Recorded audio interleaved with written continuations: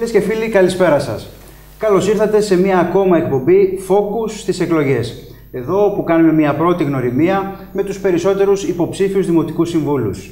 Σήμερα στο στούντιο βρίσκεται μαζί μας ο υποψήφιος δημοτικός σύμβουλος με την παράταξη Αχαρνές Υπερήφανος Δήμος, κύριος Βαγγέλης Κατάρας, τον οποίο και θα ευχαριστήσω που βρίσκεται σήμερα μαζί μας. Σας ευχαριστώ πολύ, κύριε Σαζακλή. Ευχαριστώ για τη φιλοξενία και εύχομαι να έχουμε μια επικοδομητική συζήτηση. Κύριε Κατάρα, για να σας γνωρίσουν και καλύτερα οι συνδημότες μας, θα θέλαμε ένα σύντομο βιογραφικό. Ονομάζομαι Βαγγέλης Κατάρας, είμαι 33 ετών, είμαι πτυχιούχος του τμήματος Φυσικής Αγωγής και Αθλητισμού.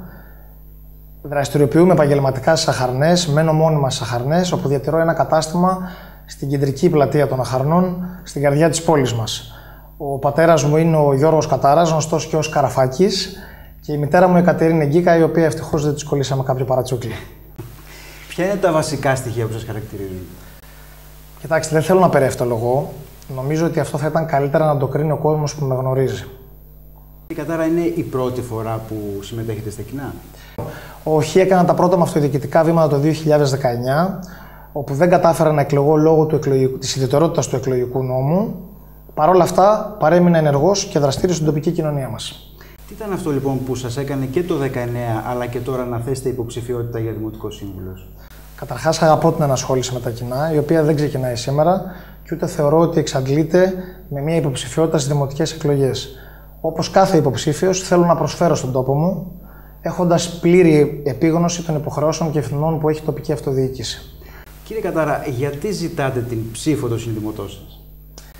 Σαν νέος, θεωρώ ότι έχω φρέσκες ιδέες, πάθος, αλλά και γνώσεις για να διεκδικήσω το καλύτερο για τους συνδημότες μας. Είστε νέος, το είπατε και εσείς. Αυτό πιστεύετε ότι μπορεί να αποτελέσει και ανασταλτικό παράγοντα ψήφου? Θεωρώ πως όχι. Η πολιτική δεν είναι θέμα ηλικίας. Άλλωστε, γι' αυτό και το Σύνταγμα ορίζει ότι από το 21ο έτος ηλικίας έχεις το δικαίωμα του εκλέγεστε.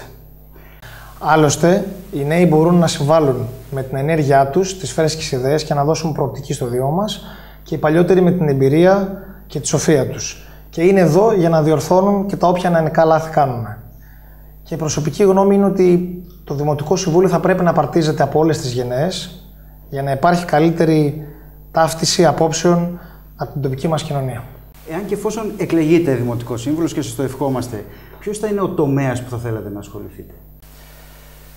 Όπως είπα και πριν, λόγω των σπουδών μου, έχω συνεργαστεί και στο παρελθόν με τον Δήμαρχο σε θέματα του αθλητισμού, αλλά νομίζω ότι ο Δήμαρχος είναι αρμόδιος να κρίνει τα ποιοτικά χαρακτηριστικά του καθενός μας και να μπορέσει να μας αξιοποιήσει ανάλογα.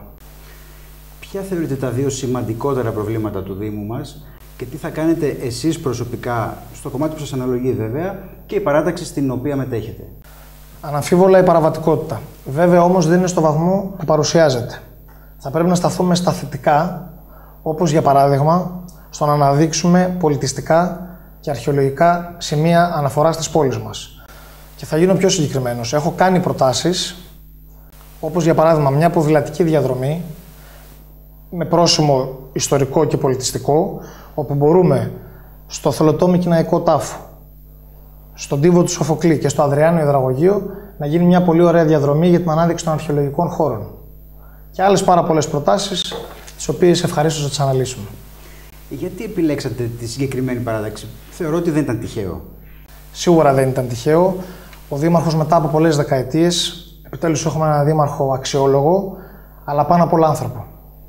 Τώρα, αν σας ρωτήσω να μου κρίνετε το έργο της Δημοτικής Αρχής αυτά τα 4 χρόνια.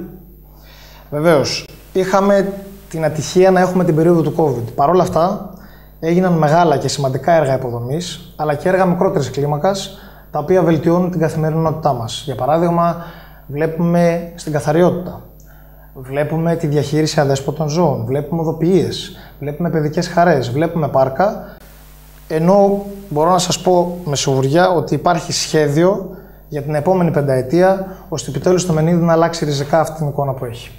Αρχηγός της παράταξης, αλλά και νυν δήμαρχος, είναι ο κύριος Σπύρος Βρετός. Εάν σας ζητήσω ένα επίθετο που τον χαρακτηρίζει, ποιο είναι αυτό? Εργατικός. Αναμφίβολα εργατικός. Αναμφίβολα εργατικός. Κύριε Κατάρα, πώς ονειρεύεστε τον Δήμο Αχαρνών? Ονειρεύομαι το Δήμο Αχαρνών. Θέλω να γίνει ένα σημείο αναφοράς ο Δήμος μας, όπου θα μπορούμε επιτέλους να νιώθουμε υπερήφανοι που ζούμε σε αυτό το Δήμο. Και υπάρχουν προτάσεις γι' αυτό. Για παράδειγμα, στο παρελθόν μπορούσε να γίνει η πίστα Φόρμουλα 1.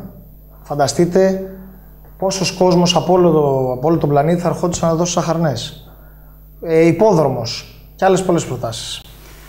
Επειδή δεν μετέχετε μόνοι σας στις αυτοδιοικητικές εκλογές, υπάρχουν και άλλες παρατάξεις. Από τη μέχρι τώρα πορεία τους, υπάρχει κάποια η οποία να είναι πιο κοντά στις ιδέες ή και τους στόχους με τη δική σας παράταξη? Νομίζω ότι όλες οι παρατάξεις έχουν ένα κοινό στόχο. Θέλουν να βελτιώσουν το Δήμο των Αχαρνών. Από εκεί και πέρα η δικιά μας παράταξη έχει παράξει ήδη έργο, οπότε νομίζω ότι είμαστε ικανοί και έτοιμοι να αναλάβουμε και τη νέα πενταετία. Κλείνοντας, υπάρχει κάτι που θα θέλατε να γνωστοποιήσετε στους δημότες των Αχαρνών και φυσικά μία ευχή για τον Δήμο μας, αλλά και για την παράταξή σας? Βεβαίως, ζητώ την ψήφο σας και την εμπιστοσύνη σας. Απευθύνομαι κυρίως και στους νέους, τους οποίους θέλω να έχω δίπλα μου. Θα είμαι δίπλα σε κάθε δημότη, επιδιώκω να ακούω τα προβλήματά του. Το τηλέφωνο μου και η πόρτα μου ήταν και θα είναι πάντα ανοιχτή για όλους.